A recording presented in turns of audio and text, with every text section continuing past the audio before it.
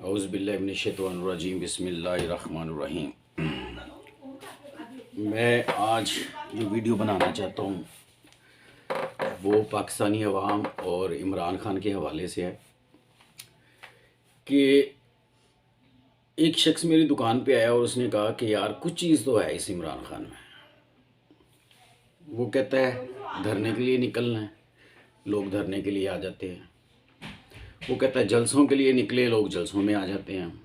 وہ کہتا ہے لانگ مارچ کرنا ہے، لوگ لانگ مارچ کے لیے آ جاتے ہیں۔ وہ کہتا ہے جیل بھرو تحریک شروع کرنی ہے، لوگ جیل بھرو تحریک کے لیے آ جاتے ہیں۔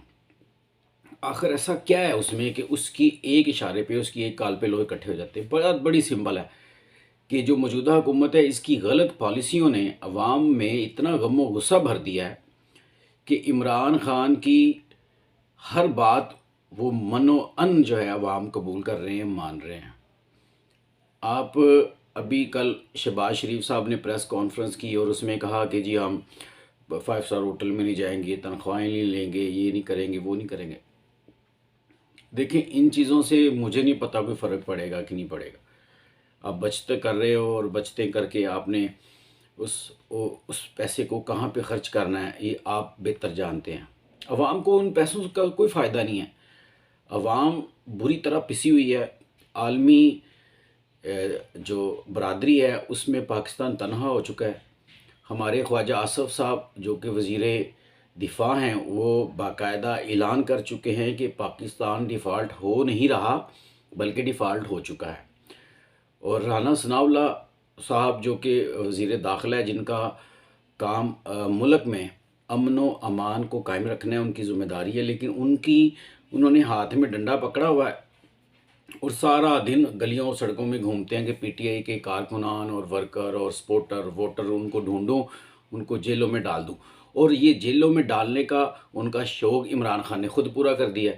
انہوں نے کہا جی اب اپنے لوگوں کو کہا جی آپ جیل بھرو۔ کل اسمبلی ہال چیرنگ کراس میں خود موجود تھا، وہاں پہ میں نے دیکھا کہ لاکھوں کی تعداد کا مجمع تھا اور 200 لوگوں کا نام لکھا گیا تھا جنہوں نے جیل بھرنی تھی، جنہوں نے کل گرفتاری دینی تھی۔ اس میں کچھ رہنما بھی تھے اور اس میں ایک میں آپ کو بات بتاؤں، اس جیل بھرو تحریک میں صرف ورکر اور کارکنوں کو آگے نہیں کیا گیا۔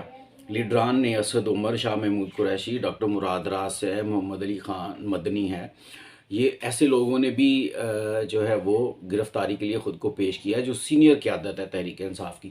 اور میں ایک آپ کو بات بتاؤں، لوگ تانے مارتے ہیں کہ عمران خان خود اندر بیٹھا ہوا ہے، وہ کیوں نہیں باہر نکلتا۔ عمران خان کو اس کے لوگوں نے گرفتار نہیں ہونے دینا۔ عمران خان اگر آج کہے گا کہ میں گرفتاری دینی ہے، میں نے، لوگوں نے اس کی بھی بات نہیں ماننی، ٹھیک ہے، کیونکہ عمران خان کو گرفتار نہیں ہونے دیں گے، کیونکہ عمران خان ایک آخری امید ہے پاکستانیوں کے لیے، اچھی اپوزیشن کر رہا ہے، ٹھیک ہے۔ اور یہ جو حکومتی ٹولہ تو نہیں میں کہہ سکتا، حکومتی جماعتیں ہیں، ان کو چاہیے کہ پاکستان کے حالات بہتر کریں۔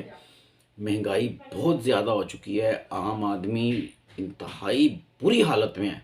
ابھی آگے گرمی آنی ہے، لوڈ شیڈنگ کے ہمیں خوشخبری سنا دی گئی ہے، مہنگی بجلی کی خوشخبری سنا دی گئی ہے۔ ایسے میں لوگ اگر ایک اپوزیشن لیڈر کو نہیں دیکھیں گے تو کس کی طرف دیکھیں گے؟